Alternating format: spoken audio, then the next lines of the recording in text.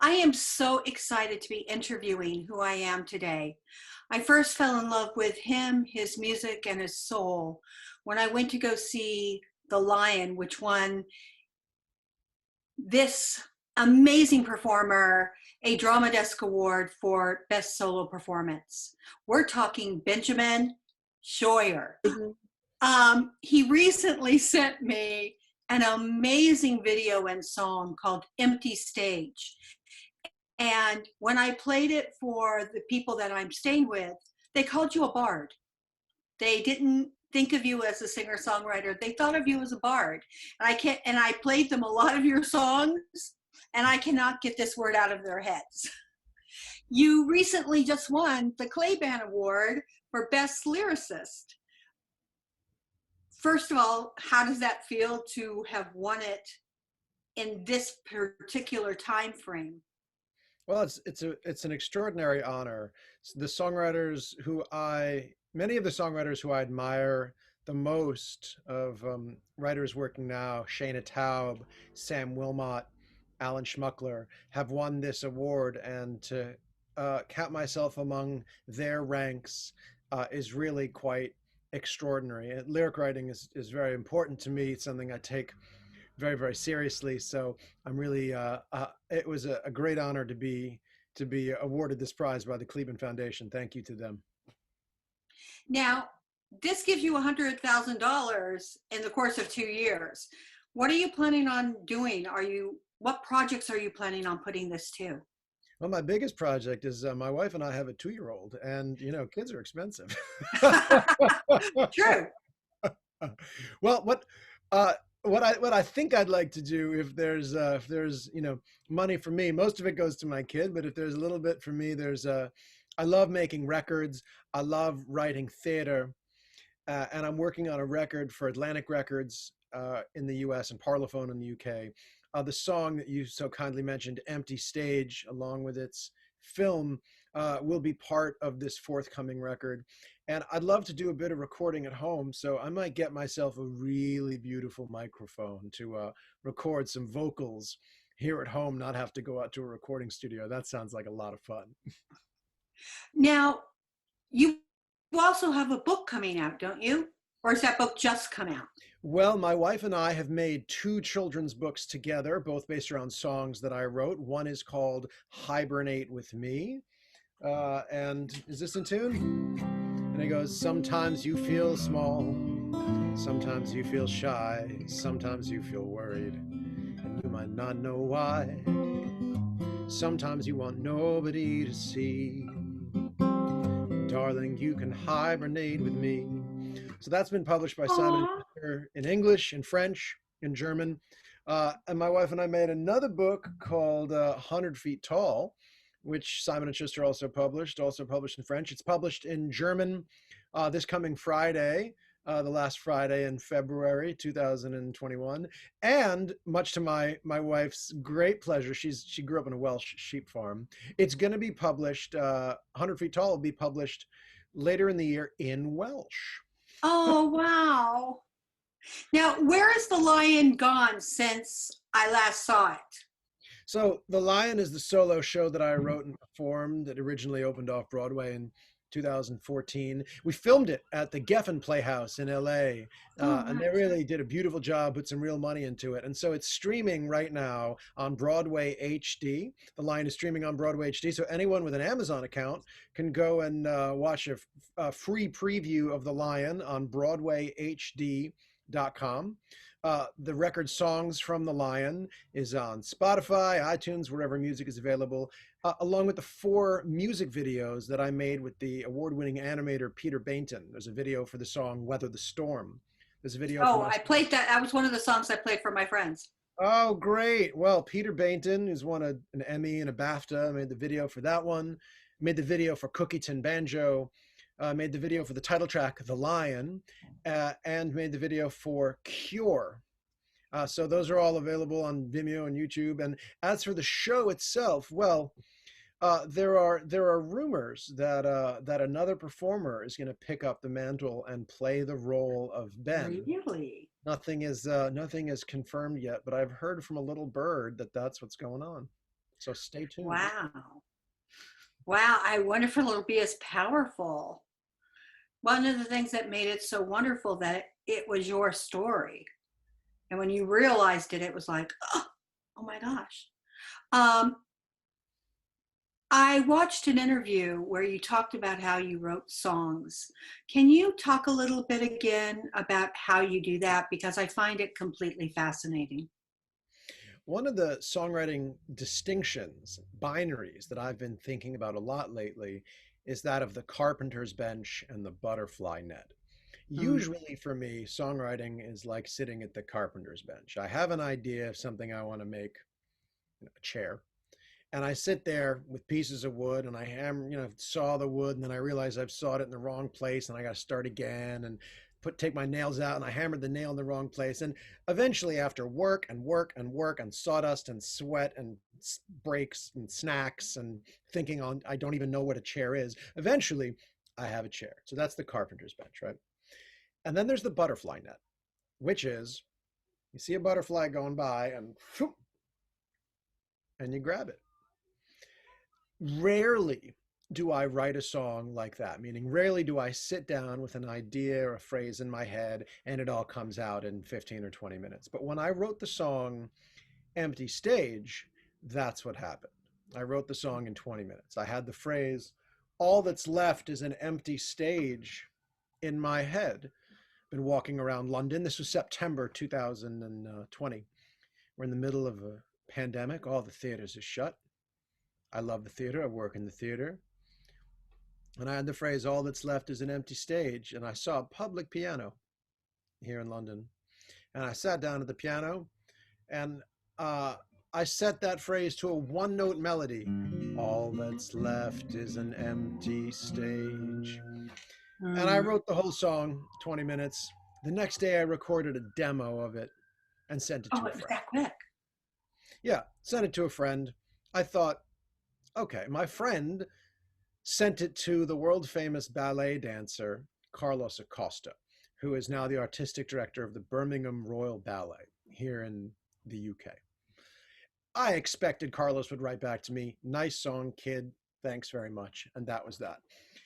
But Carlos got in touch and he said, I love your song. I'd like to make a film to your song. Do you want to be in it? Of course. I'd love to, I said. He said, do you want to record your song with the symphony orchestra that plays with my ballet? Of course, I said. Do you know how to dance? Absolutely not, I said. Yeah, but you were good. Well, thank you. So that's it. We made a film, and I got to dance with one of the greatest dancers of all time, Carlos Acosta.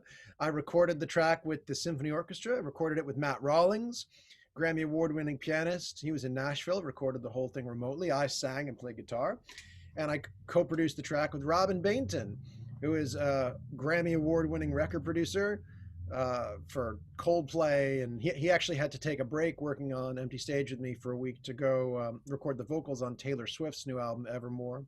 So it's Oh, a wow. fabulous team of people, and we released the film on Friday the 19th of February 2021, and it seems to have been a great big hit. It's really quite exciting. It was on the cover It's of the BBC touching. Art section.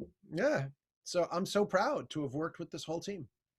When they walk off the stage and then hear the applause and come back to take their bows Oh and then yeah, and there's nobody disappear, there. Oh, isn't it? it broke my heart. Yeah. I start crying. So yes, but your stuff does that to me anyway. For some, you always manage to get that one little hook that is that place in my soul that breaks. So, and then you cheer me up later on. So that's good. I mean, Uh, with despair has to come a little bit of hope, right? You got to find that absolutely. culinary Um, balance of songwriting. you talked about that in order to write a really good song, you have to reveal the deepest parts of you. Do you still do that? Yeah, it was Laurie White, a songwriting teacher I had who died a few years ago, who told me, she said, Benjamin, if you want to write a good song, write what you don't want other people to know about you. But if you want to write a great song, write what you don't want to know about yourself.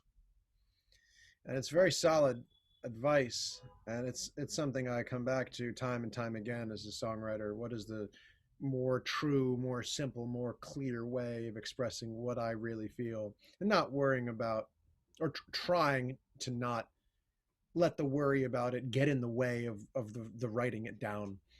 Yeah. Laurie, thank you to Laurie White for that sound piece of songwriting advice. And I suppose it goes beyond songwriting. I was talking to a friend of mine who's writing a cookbook today, and I shared that same piece of advice with her that Laurie had shared with me, and she thought it was great for writing a cookbook. So who would have known? No, I think it's sound advice for life. It keeps us honest. Um, you're in London. How did you go? How did you go from New York to London? I took a plane.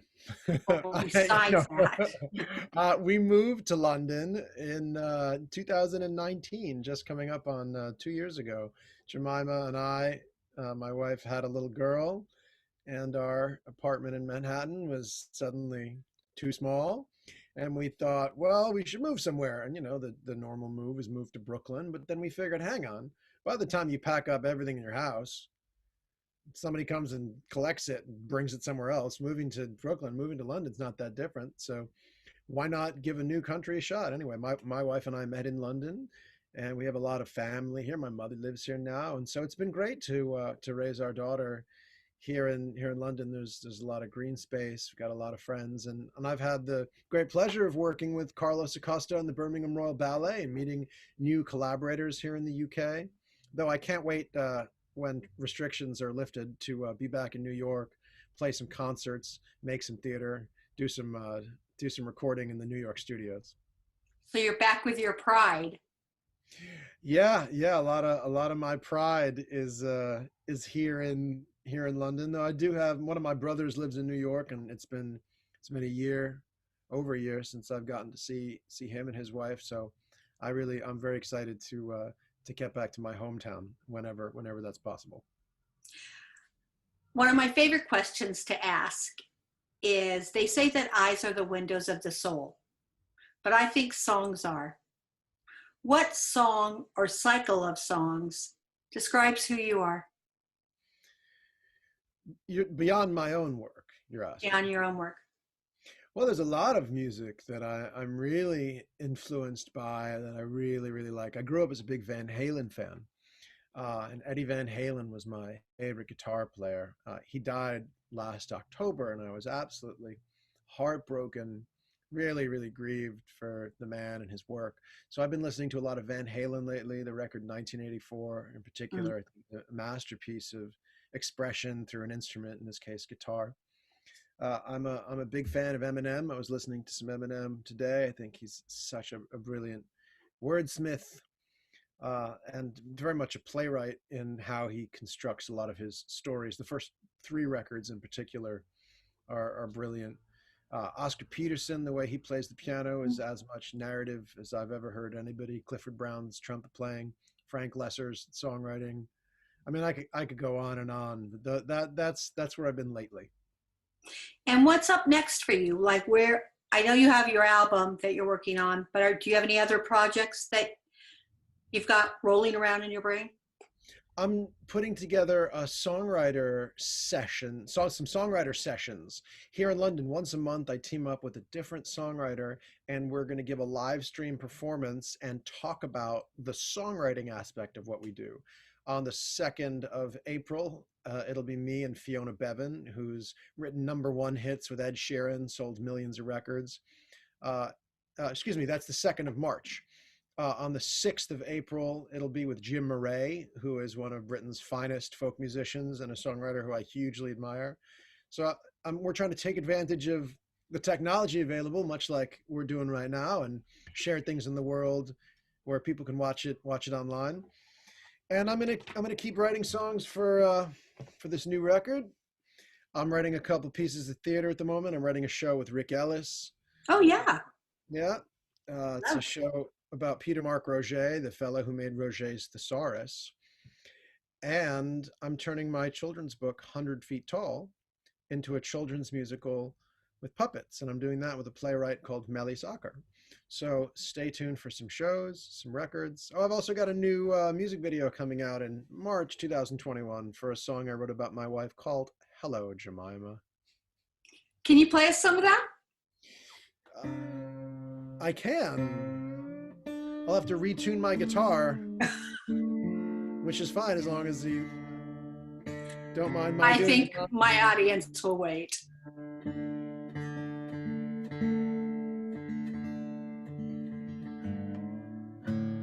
There's also something so cool about watching a musician tune.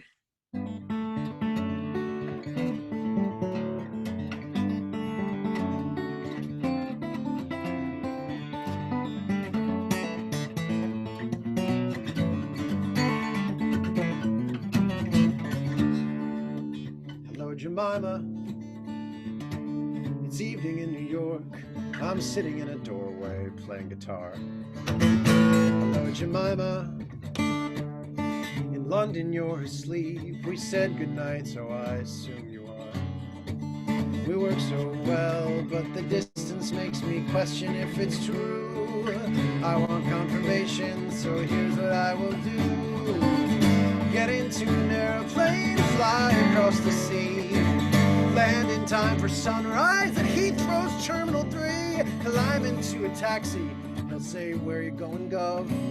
I'll say, take me to Jemima. Take me to my love. Oh, take me to Jemima. Take me to my love. So I wrote this song when we were courting in our early days. So stay tuned in March 2021 to hear the video and you'll see the video and hear the whole thing.